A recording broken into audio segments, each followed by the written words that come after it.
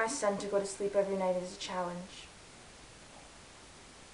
He won't go to bed until I reassure him that everything is going to be okay. The hardest part about that is that I don't know if everything is going to be okay.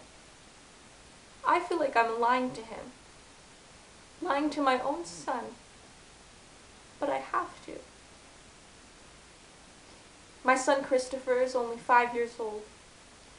And his life is so precious. He's always smiling and he's so curious about everything.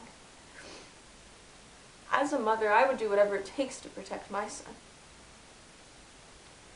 We're living in constant danger. Simply because we're Jewish. Christopher isn't aware of exactly what's going on. His father and my husband was recently killed.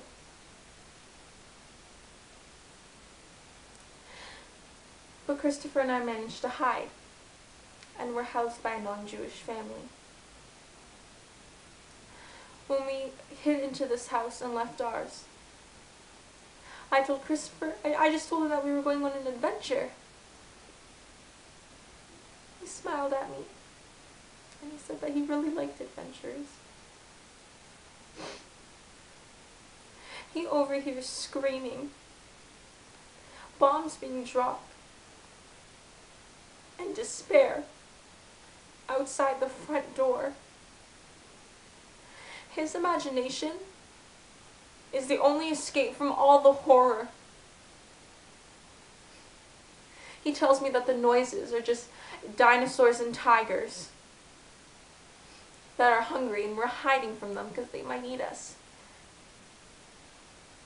Every night he wakes up and he tells me that the noises are scaring him, but he can't sleep. I just tell him to go back to bed. I feel so bad. I told him that a dinosaur just must have fallen. That's why it's so loud. He believes me. I pray for him and I pray for us. Resources are limited. He shivers at night and I can tell. He's so cold. It's October. I rub his back.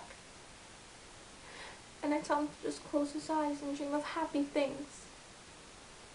He tells me he's going to dream of his papa. And looks me in the eye and asks me when he's going to come home. My heart sinks. And I tell him that Papa's just in a better place. A place called heaven. Christopher looks at me and he says, "Mommy, where's heaven?" And I said, "Well, I think it's up there somewhere."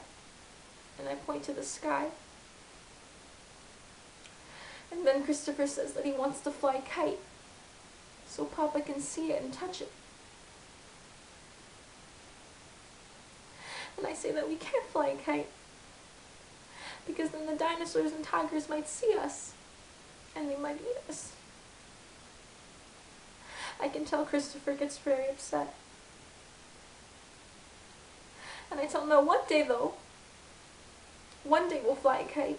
We'll fly a kite for Papa. I've never felt so alone and so scared and so uncertain before. Once Christopher falls asleep, I cry. You know, it's just so hard.